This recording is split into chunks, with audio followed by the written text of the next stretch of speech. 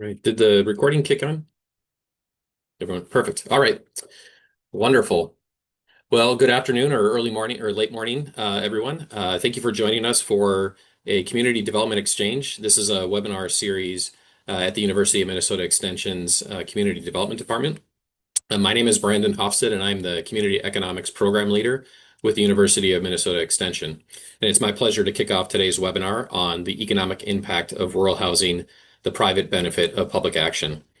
And before we begin, a few housekeeping items to share. So first, this webinar is being recorded and the final video will be shared out, and you can find it here on our website once it's all ready for to be promoted on our website.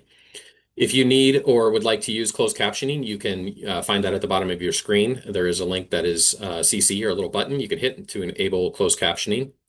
As a friendly reminder, we are using meeting setup, which means that you'll be able to hear and see everyone else on the screen.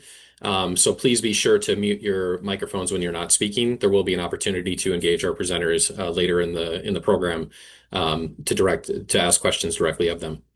If you have questions or comments during the presentation, please feel free to drop those into the chat. Again, you can find that at the bottom of your screen. And myself, Brandon Hofstad, and my colleague Bridget Tuck will be monitoring those, and then we'll use those when we get to the Q&A section of the event. If you don't want to share the chat with everyone, you can also drop a private chat to either me or Bridget, and we will also tend that way. So. With further ado, today's webinar includes three presenters. We have Ben Winchester, Aiden Opatz, and Amy Baldwin, and I'll introduce each one of them in part. So first, Ben is a rural sociologist and an evaluation specialist with the University of Minnesota Extension Department of Community Development, and Ben conducts applied research on economic, social, and demographic topics surrounding the theme of rewriting the rural narrative. He's joined by colleague Aiden Opatz, and Aiden is a community economics regional educator, also with the University of Minnesota Extension. Aiden covers the southeastern corner of Minnesota, several counties in that region, and specializes in economic impact as well as generational transfer of wealth forecasting. And then finally, we're very pleased to have an outside partner join us, Amy Baldwin. Amy is a community development director with Otter Tail County. Amy works to strengthen communities throughout the county by expanding housing investment, promoting business development, and fostering public and private partnerships to advance key strategic initiatives. And today, Ben, Aiden, and Amy will be discussing rural housing, which, if lacking, can both contribute to labor shortages and limit the community's ability to recruit new residents. And our presenters will explore a recent economic impact analysis that was conducted in Otter Tail County that quantifies economic value of simply having housing available in rural communities. And that will be followed up with a showcase of local efforts to expand housing within the Otter Tail County area. So with that, I will now turn it over to Ben and team. And so the floor is yours. Great, thanks, Brandon. Hi, everybody. Really good to see you all here today. It's certainly my pleasure to share all this information with you. We're going to walk down a little bit of a path to how we got here. Why is Extension looking at housing? Why do any groups really look at housing? Nobody's truly responsible for all the housing in your community, but now we all seem to have a role to play, whether we're in the public or the private sector. So with that, we're here and happy to support our communities that are doing work, using the tools that we've got, the expertise that we have within Extension, to apply our kind of mechanics and our tools to the level of community and to support their efforts. So right now, I'm going to start sharing my presentation here. But as if you don't know me, I'm a rural sociologist with Extension. I've been doing a lot of work around rewriting the rural narrative, and kind of the premise here is, which directly relates to housing, is if you believe our rural communities are dying, then why can't I find a home to buy? Like, rural communities are highly desirable, have been for decades. And so really when we look at housing today, we're not looking at like just vast fields of open homes that people are ready to move into. We have very few open homes. Homes are highly in demand. And as you know, during the pandemic, it only exacerbated the demand for our rural homes. So today we have what I would say is a labor shortage. It's not due to people not interested in wanting to move to your towns or those not able to. It's surely just unable to find a home. It's that simple. Like, I do advocate, go to Zillow or Realtor.com and just see how many saved properties you have in your community. For a single home, you have 20 to 30 to 40 saves. How many people are looking to come? So demand is there. What's our supply look like? Don't really know. So I want to introduce kind of where we've been for the past 10 years. And initially, this conversation around investments were really around costs of our homes. What happens, especially in our rural communities, when we have an aging population that ages in place, and then that home may become more and more dilapidated year after year as you've got less money to invest in the home or even yourself, especially if you've got a less, efficient home and you're spending more and more on heating the outdoors. So really, we kind of turn this around. What's the public cost of private inaction? What if my mom can't take care of her home, right? And that home is not able to be passed down to the next generation after she moves out, or my kids, or even a newcomer moving in. So now our age and play strategies can actually inhibit the ability for not only new people to move in, but also increase the likelihood that our homes become dilapidated. Kelly Ash with the Center for Rural Policy did a piece around this, around rural housing, that shows the longer people stay in these homes, the higher risk we have of dilapidation. So again, now there's a public cost to this. If that home gets torn down, I've got nowhere for labor to live, for volunteers to live, for homeowners, for business owners to live. So what is the true cost of people unable to do things in their private residence? There's a cost here. So, but we see homes as a private asset, really, right? I'm not going to tell you what to do with your home, Amy. That's your home, right? But if that home is not in good shape, like what happens? So the initial framing we had around this is this. One year we have a home, we have a community. This is the top row right here. Last year we had 4 homes in town, but over the course of this last year, this house in black had to be torn down. So now what happens if we end up having to tear down a house? Like, what's the public cost of private inaction when a person or when a household was unable to maintain their home and it gets torn down? So, like last year, that property was assessed, that parcel was assessed on its structure and its land, right? And every parcel in town brought in $1,000 in property tax revenue. Real affordable in this community, right? Of 4 homes, $1,000 a year property tax revenue. But what happens if you end up tearing down a house? Well, the next year now, that assessment changes on that parcel because there's no longer a home on that parcel. You're only assessed on the land. So what happens to your assessment? It goes down. Now you're only assessed at $200. And the county is like, yep, we had to reduce our assessment because there's no property, right, to be assessed. So now what happens when the county reduces its levy on that parcel from $1,000 to $200? Do they also in turn reduce their levy? Certainly not. The county's like, oh yeah, we got to reduce our levy. We had to tear down Ben's mom's home. That's just the way it is. No, no, no. Now, who pays for the loss in property taxes on that one parcel? Everybody else now. Everybody else's property taxes go up for every single parcel that we end up having to demolish or go into foreclosure or whatever that looks like.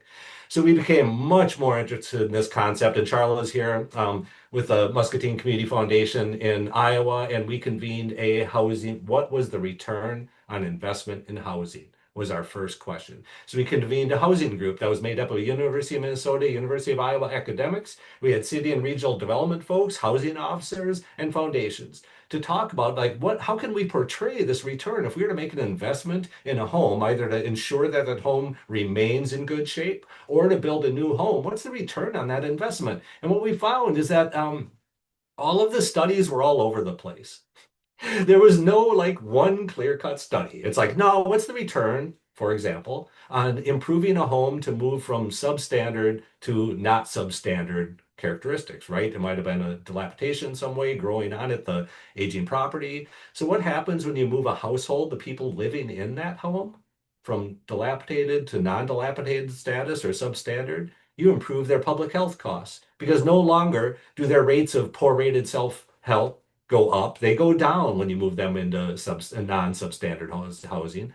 Rates of hypertension go down. All of these rates of public health costs go down when we ensure that the people living in these homes are living in a healthy environment.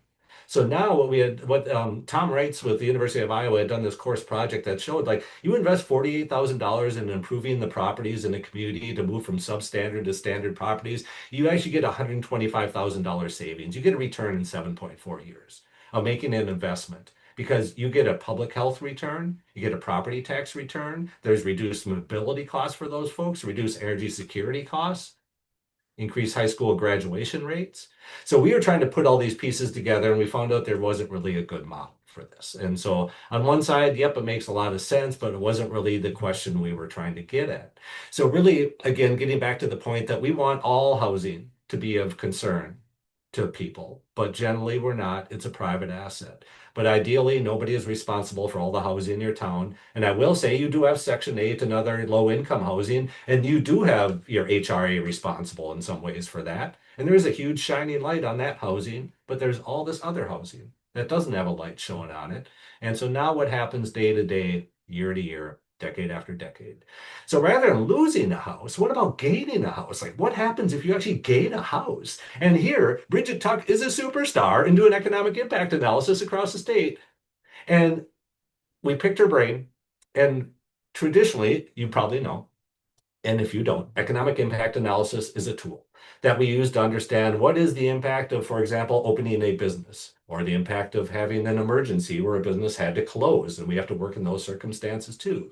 But this model is somewhat complex. And luckily, you don't need to learn about the model wholly. But you'll see, and you can read out more about it on our website, but you've got direct impacts, you've got indirect, and you've got induced impacts. And direct impacts are like when you open a business in town, you're going to have employees, then they're employed and they're spending money. And then money that they spend at those businesses leads to more business to business interaction. That's the indirect impact on that. And then those businesses that had to hire people to fill that supply chain employ people that get paid, and that's your induced effect of a single event. So, right, my job produces a ripple because I need to eat, I need medical care. There's always these base level services in the community I need, much less the actual income I provide that's directly spent in the community. So it provides an economic view to look at, what is the economic impact? Oh, sorry, I didn't want to jump too far ahead, but like, for example, one of our latest ones is the economic impact of the gymnastic Olympic time trials in Minnesota. So you can apply this economic analysis to a lot of different time events, place events. It's very versatile in terms of understanding and answering questions about economic impacts in your community. So, and it has been applied to Rushford housing. In the small town of Rushford, southeastern Minnesota, there was an economic impact of housing development in there. And of course, like we know, it makes intuitive sense that when you spend $375,000, in this case, $225,000 building a home, that you produce a lot of economic activity, especially in the year that you're building that home. You're putting a lot of people to work in that one year. And that's interesting. But my interest is more so, what is the impact of just having that house in town year to year? Every year that you have a house in town, it's almost like there's a base level of activity that gets produced just having that home, much less who's in there. And so when we look at that direct, indirect, and induced impact effects, like it is really the induced effects that capture the impact of just having the presence of that home in that community. So we're going to introduce a little bit more complexity in this, but Aiden's going to take over here in a second. But we're doing this analysis right now for Otter Tail County, and there's good reason for it. Amy and others across the county have been really, really leading efforts to be a housing developer through the county. So we're going to hear from them in a minute. But really, this posed the question for us: is what is the impact of having a home? It can be an apartment, it can be a twin home or patio home type place, or it can be a single family home. There are a lot of different types of housing, and you need a lot of different types of housing. You do not want to end up in a situation where you have nothing but high income housing and have nowhere for labor to live. And then you end up with the cascade migration and all these other effects, which we're not going to get into today.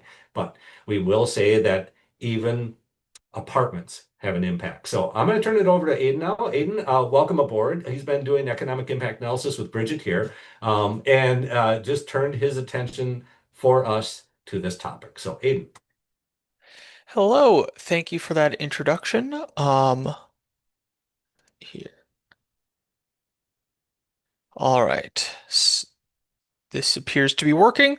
Um, so thank you, Ben, for the introduction. I have run some analysis using some numbers uh, given to us by Otter Tail County, but we would love to talk about these more. But this is the economic impact of apartments, twin homes, and single-family homes at various household income levels, and we're going to be measuring the total construction, so the short-term effect, so the construction of the home, and the long-term effect, the occupation of that apartment or that unit of housing.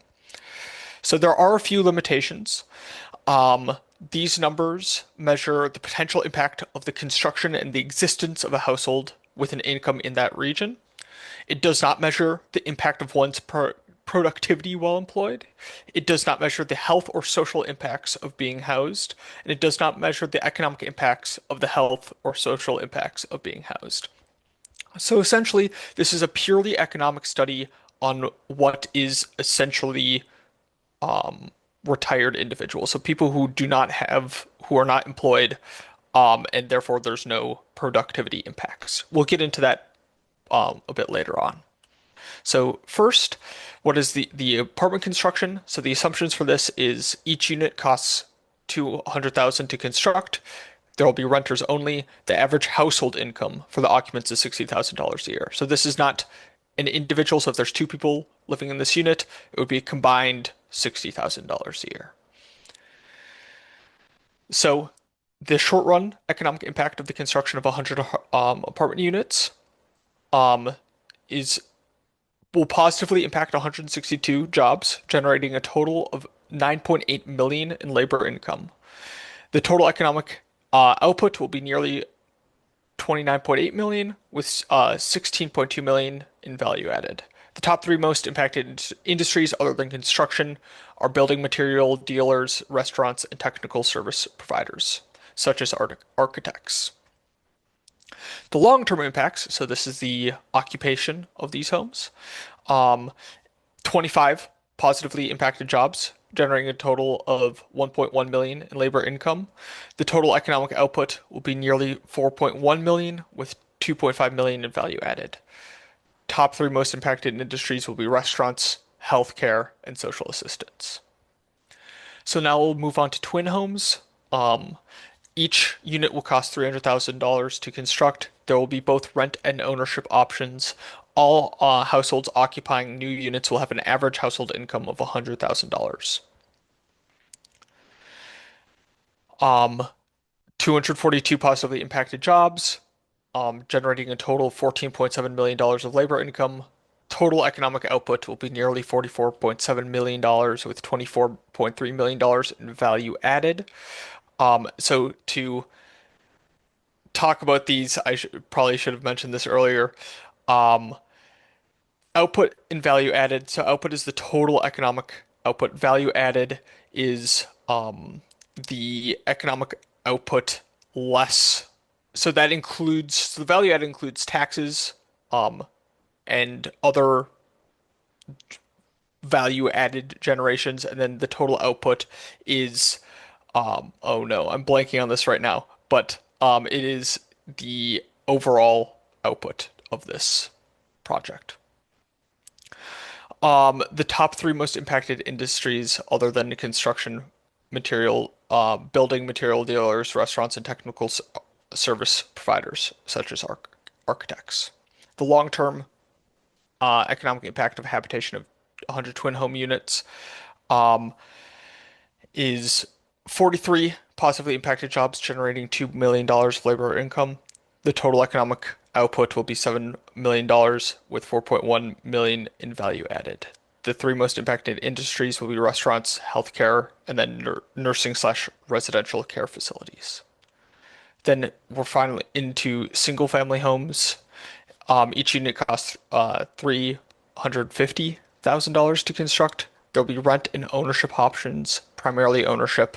All households occupying new units will have an average household income of $150,000. There will be a total of 320 positively impacted jobs, generating a total of 19.5 million labor income. The total economic output will be nearly $52 million with 28.6 million in value added. Top three most impacted industries, again, other than construction, are building material dealers, restaurants, technical service providers such as architects. The pattern here is when you construct things, it's going to impact construction, material dealers, restaurants, and architects. Those are the industries, primary industries that it impacts, regardless of what type of unit is being built. Um, then the long-term impacts is 58 positively impacted jobs, generating a total of $2.6 million labor income. The total economic output will be 9.5 million with 5.7 million value added. And then it'll be restaurants, healthcare, and social assistance. something to note is that this model is linear, meaning while this is 100 single family units, you can take all of these numbers and divide them by 100 and you'll get the impacts of a single unit being constructed and occupied. I will pass it back to Ben, and then in the meantime, I'll in chat put a link to what the labor income value added and output actually entail, like what they include. That's great. Thanks, Aiden. Really, so I'm gonna jump back a little bit and kind of summarize some of these pieces here. So getting back to Otter Tail County, and Amy and their group here have actually done a really nice graphic to describe the direct and indirect kind of impacts on that community. So you can go to, even if you Google the big build Otter Tail County, you'll find their webpage and the graphic around this. So really, why did we choose Otter Tail County? It's because they're one of the few counties that we know of that have made public and private investments in people to do community development and economic development work. So they've hired Eric Osberg, the Rural Rebound Initiative Coordinator, and also Amy Baldwin and Sarah have been doing housing work around, and other types of community development work. And this big build that you're going to hear about began in 2020. So part of why we use Otter Tail County data is because it's a county that's been doing the work. They've asked for support, they've asked for analysis, and this is kind of a very unique way to do it. Um, so when we start looking a little more deeply and comparatively at these apartments versus twin homes versus single family homes, so now you can look, right? Apartments, I've got an income of $35,000 for that apartment too, just for those of you that are concerned about the income. Incomes vary greatly, but they still have a great impact. So I'll say this, in an apartment that again costs $200,000, this is per unit now. So every unit of an apartment that got constructed that cost $200,000 produced $298,000 in economic activity when it was constructed. But then every year thereafter, so again, that chart that Aiden had like $41 million in economic activity for these 100 apartments. So we divide that by 100, and now every apartment produces $41,000 in induced economic activity per year with a household income of 60. I've got a chart later on here, but even if your household income is $35,000, you still have a $27,000 a year induced impact. So it's not as though a low income home, a household has no impact on the community. It actually has one of the largest proportions of income that go to a direct income, that go to a direct induced effect, by the way. So there is that piece. It gets spent locally. So twin homes, same story here on this comparative. You've got a household that makes $100,000 in a twin home. You've got $300,000 it costs to build. You right away get $450,000 in economic activity back the year it's built.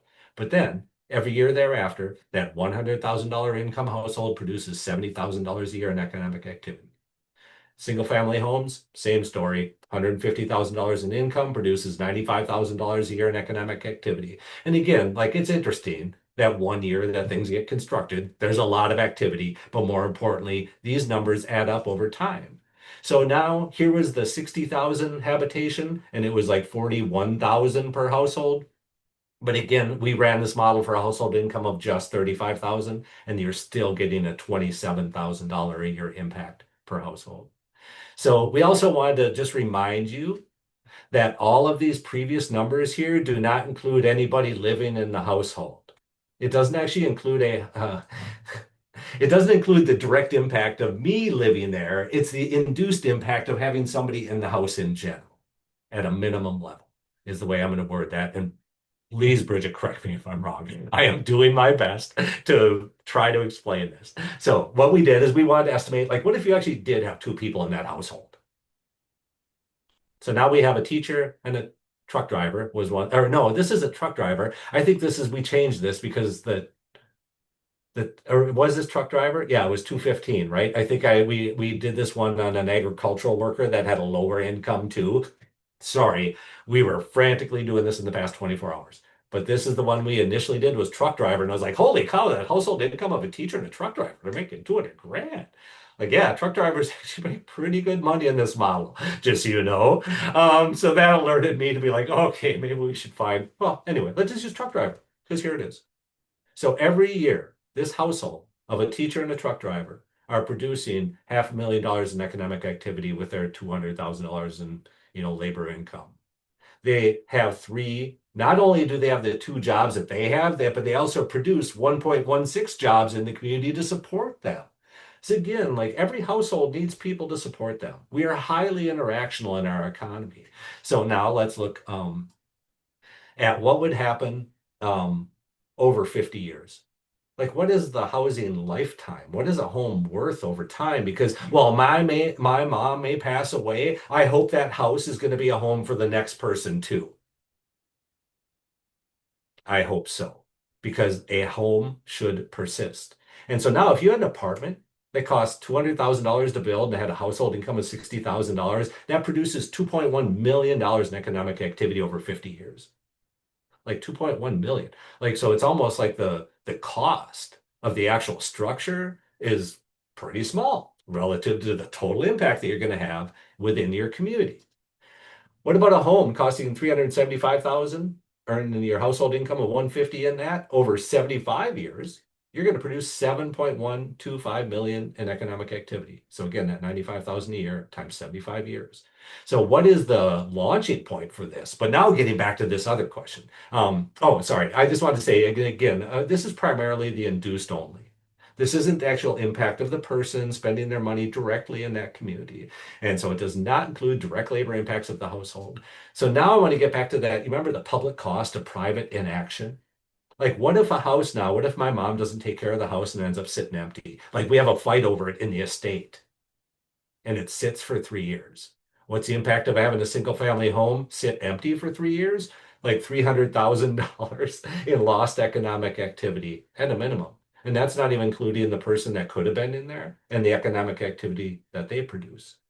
What if a home is torn down due to dilapidation? We know right now you've got properties that through foreclosure, they go through the state and the county back to the city. We got to tear it down. It's like 5 to 7 years later. And we have outlaid another 5 to 10 grand to deal with this property. These are just adding up to the costs that do not result in a return to our economy anymore. So I just want us to have a new discussion. Now there can actually be private economic benefits from public action. Amy and folks in Otter Tail County are stimulating action through the public agencies. So can homes really be a public good, a public community good?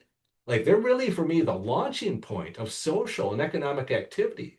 And again, when you don't have a home, you've got nowhere for your school kids to live, your business owners to live, nonprofit leaders, volunteers, people who donate, people who love your town. So for us, a home is really the starting point. We do talk about shifting, again, population is one thing, looking at all your data around population. Look at your housing units. Our housing units are very stable, if not growing. And so I am asking you to be concerned about all your housing in town and shift your units of success from, individuals to community wealth, to community housing. And what does that look like when we invest in that over time? So community housing succession, maybe one of the best things you can do for the future of your community is ensure there's somewhere for people to live. And that for us is what we'd like to do is support efforts that we hear about in different counties across the state. And so with that, I'm going to invite Amy Baldwin to share the story about the big build. And Amy, you probably got 10, 15 minutes even if you want to take a little bit more time. So hi, Amy, welcome aboard. Hello. Well, I know I saw a couple of questions pop up in the chat, so I'll take I was going to do a quick introduction on Otter Tail County as well. So as noted, we're just over 60,000 in population. Major industries are manufacturing, healthcare, human services, as well as I think it was noted, it does have a tourism driver in the county, which we'll talk about in the housing as well, because it does certainly impact the housing opportunities and challenges that we see here within the county. Fergus Falls is the regional center, though there are other particularly manufacturing highlights throughout the county. So Perham certainly is a hotbed of manufacturing, huge number of manufacturing jobs there, as well as large manufacturers in Pelican Rapids and New York Mills as well. So I'll hop in and try to monitor questions and or follow up afterwards as well as more. And we're in West Central Minnesota. Sorry, I was going to start with that. So along I-94 as you're traveling up I-94, that is the southwest corner of the county and is large geographically, one of the larger counties. All right. So there we go. And I wanted to start that, and Ben mentioned already the idea of our rural rebound and our broader efforts as we think about investment in Otter Tail County and our growth strategies. We do this across agencies, across partners, and think about that as a whole. So we work to put Otter Tail County on the map. That's our rural rebound initiative kind of platform. I heard someone I think mentioned in the chat that they love the find your inner otter. That's that leg of our efforts.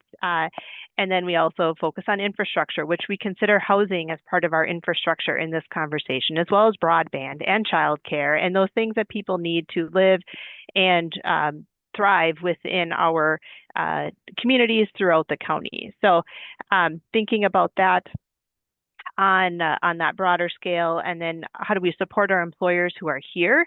That was a big part of why we're talking about this. Our employers were trying to grow. They were having a hard time attracting and retaining the workforce that they needed to continue their thriving industries and serve the needs that were here, whether it's in healthcare or manufacturing, et cetera.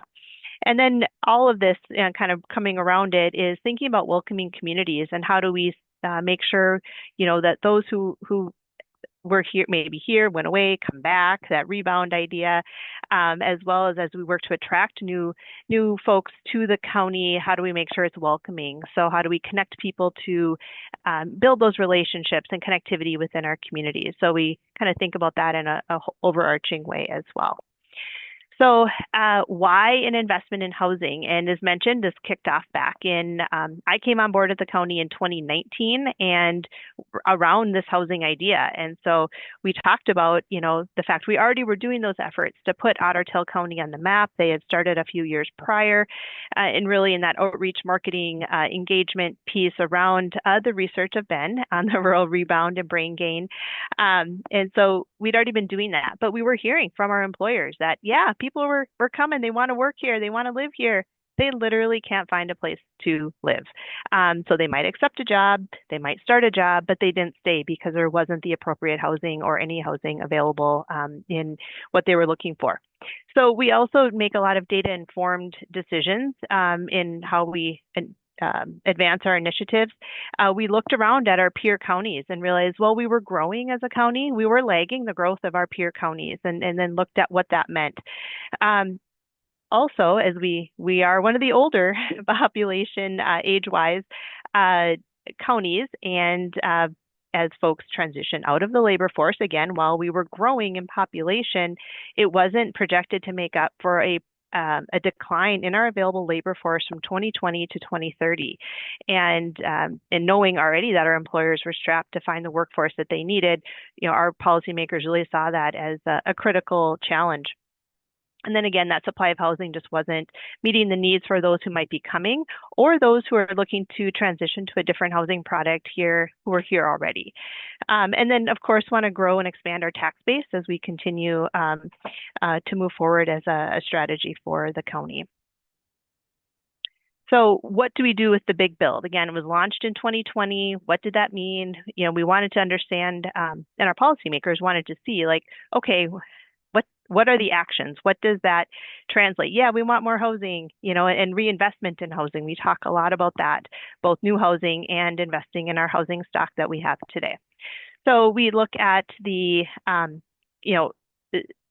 where we put our time and effort for our staff team is around, how do we support the, increasing construction of new units, but recognizing that that is done in partnership with our communities, with our existing private developers, nonprofits.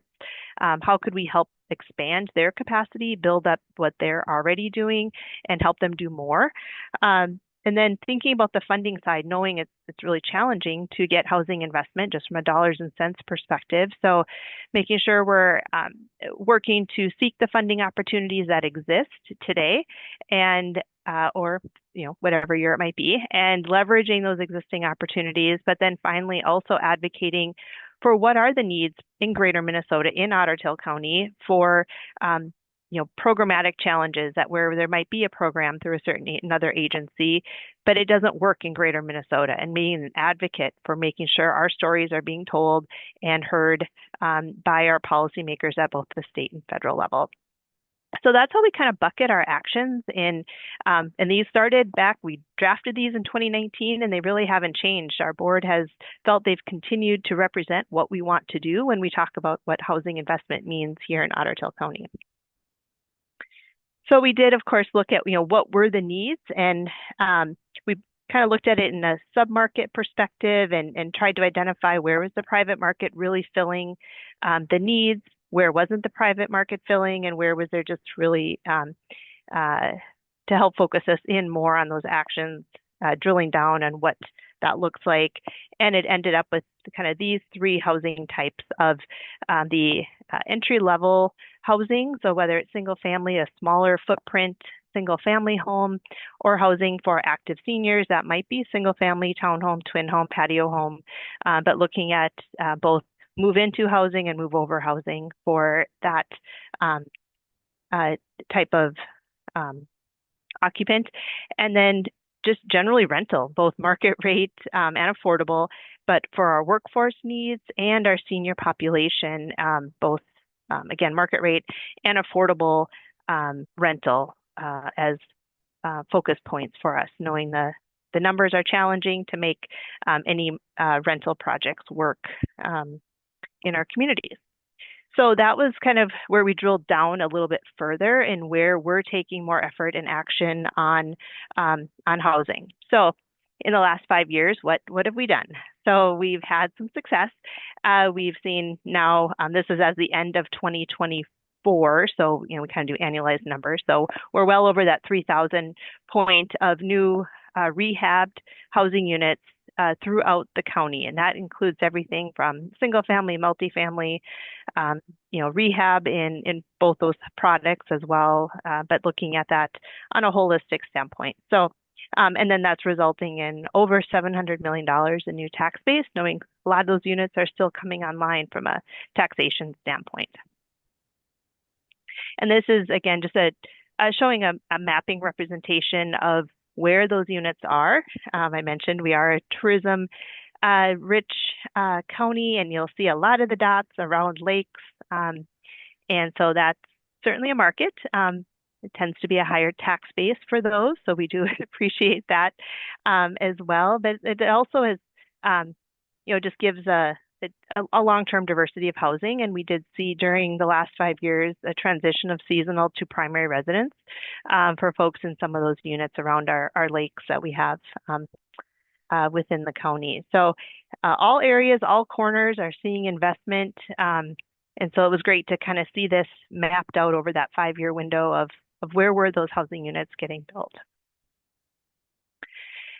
Some of the successes that we've seen, I'll just won't get into too much detail. I will talk through a little bit about the how, but thinking about, we always work in partnership with our communities. We look at helping them, whether it's through technical assistance or maybe helping write an application to that, and thinking about what that looks like. So again, we convene people. We host a lot of virtual convenings. We hold about once every year or two, we have a large in-person convening that we've held over the last few years, bringing people together, talking about solutions, opportunities, getting people to understand the issue, the financial complexities of new housing, what are the resources both locally and through our partner agencies that are available to help advance those ideas, and connect people to those resources. So on an ongoing basis, we've built out, kind of a framework on our website to make sure people can hopefully get connected, and if not, call. We always just encourage people to call and talk about the opportunity and where is the gap or what's the need, and try to identify what that might look like. that kind of relates to that technical assistance. And we do offer some direct financial programs as well.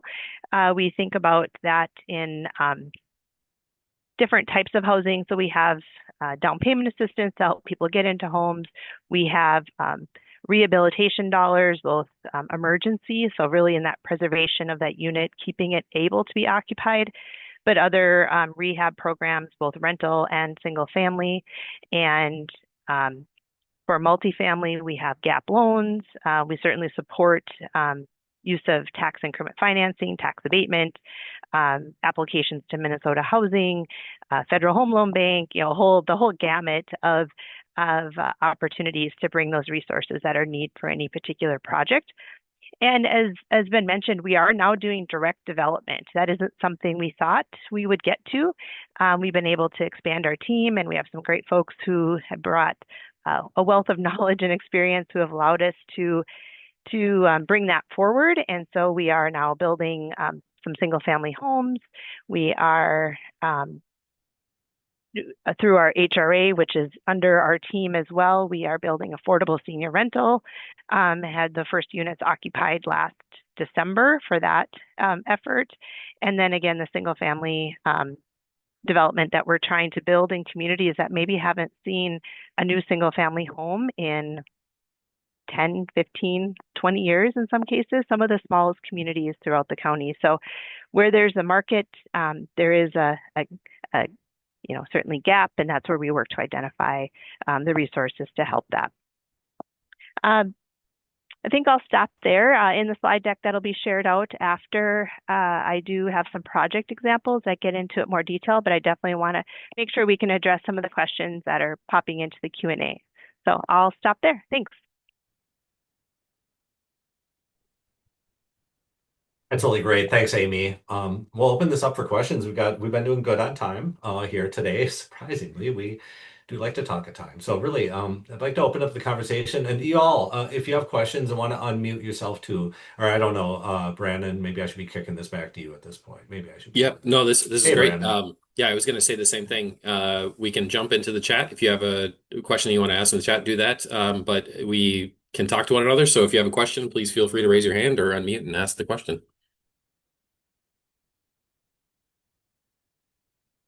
Amy, you do have a question in chat there for Otter Tail and funding programs. What's the average financing gap and the average value gap?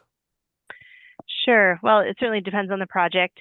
For value gap for our single family, we have, we're seeing, again, it varies, but probably in the $75,000 to $100,000 gap for a new construction single family. Again, depends on the community and the demographics of the community, and we make sure we are trying to build towards the demographics. The homes that we have under construction right now, we are building with full basements, and so that certainly added construction cost, but it really more closely meets the needs of the residents of that community as far as their household size.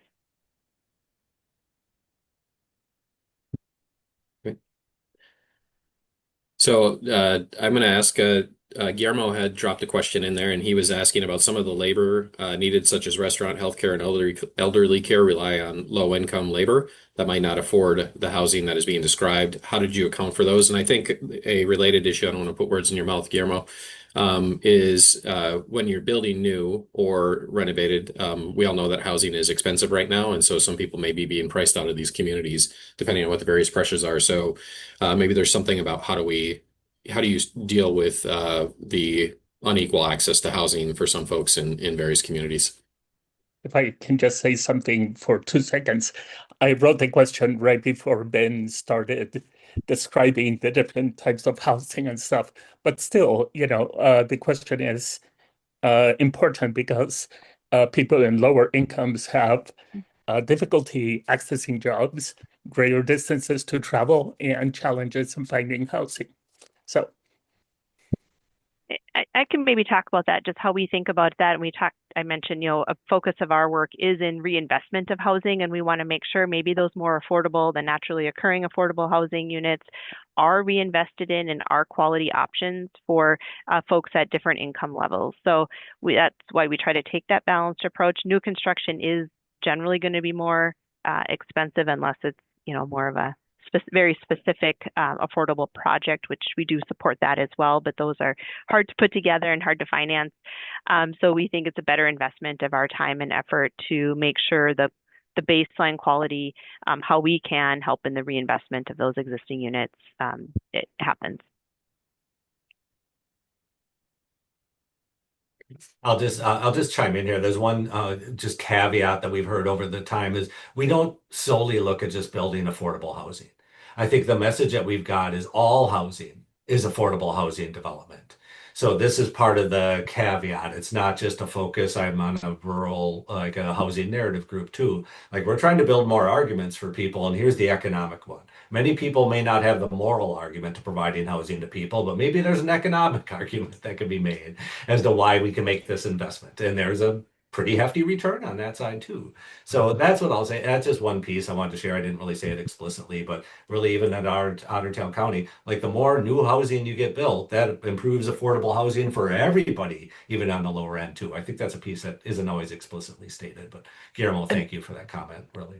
And to continue that is I forget when the study, it was a recent study that showed major metropolitan areas that had a like rent decline relative to inflation.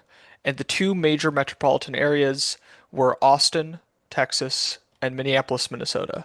And what the study found was the reason that this saw this decline relative to inflation was due to the construction and of additional housing units and the opening up the availability of additional housing units. And it was what they talked about, it was like this pure supply and demand force, where if you increase the supply, they found that the costs went down. I see Steve has his hand raised.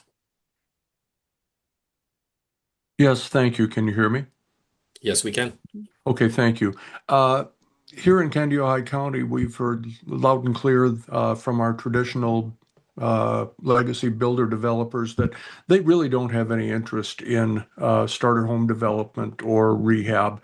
And so we have this gap where we can use our HRA, but we're only doing a few units at a time, things like that. Where do we find the players in that space that can help us move through there? And Amy, what was your experience? Maybe your builder developers were happy to Mm-hmm. participate, but that's not the case here, I'm afraid. Yeah, I'd say it's pretty similar. So, and you're talking about the owner-occupied entry level. Is that where you're focused at, Steve? Owner occupied, yeah, Yeah, for the most part, yeah, and I'll just say, we haven't done anything yet in some of the areas where you have less traditional models of ownership, that sure. type of thing. But Yeah. Yeah, I think so. One of our pieces that we kicked off our initiative with was doing a broad-based tax rebate. So using tax abatement for any new single-family build across the county. And we did a 5-year property tax rebate. That doesn't do that our goal, one, we didn't have any resources at that time when we started. It was limited staff, like $0, and capacity to do much other than kind of talk about the issue. So we helped, to kind of launch and as part of our marketing, did a single family tax rebate program for 5 years for a rebate of 5 years. So 2 5s there. And so that maybe pushed people to that maybe we're sitting in their single family homes and be like, well, do I want to build? Should I build? There's nothing on the market. If I'm going to find a different product, I'm going to have to build it. And so we did do that to kind of really elevate the conversation and hopefully spur more people to build their homes. And that was for primary residences, not our seasonal builds, but we had a lot of applications. We had did it for sure and everyone make their decision? No, there were certainly people planning to do it, but maybe it stepped up their plans to get movement, get that churn, that housing churn happening a little bit more. So that's on the market rate and soft touch. We're administering that program. It's done for new applications that ended at the end of last year for new applicants. But that was one way for the individual built, person looking to build. Some developers did apply for the program and built spec homes and then had that as a marketing tool to sell because it is with the homeowner. It's not a developer incentive, it's a homeowner incentive. So we saw some there, and that we can talk about if you want to reach out, happy to talk through that program a little bit more. And then we do see I'm pretty confident in this, but nearly every single family subdivision that has been built out since I have been with the county has used tax increment financing to offset that infrastructure, work with developers, local developers who are building out moderate sized, and particularly in Perham, that's one that really has leveraged that and building that kind of entry level home. And has seen some really great success with the local developers who are taking that on because they see the value from a workforce need to bring that product to light. And then we are going into those communities where there isn't that private development, even with a TIF support or some other way where they're not. We built a new subdivision in Pelican Rapids over the last year, and that's where we're building the single family homes right now for resale. Thank you. And again, I invite others, if you would like to unmute and ask the question, please feel free to do so.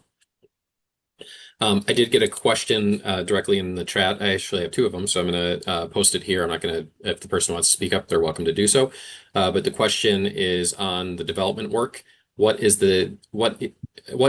your square foot cost without land, and how are you addressing the necessary subsidy? So there's the question.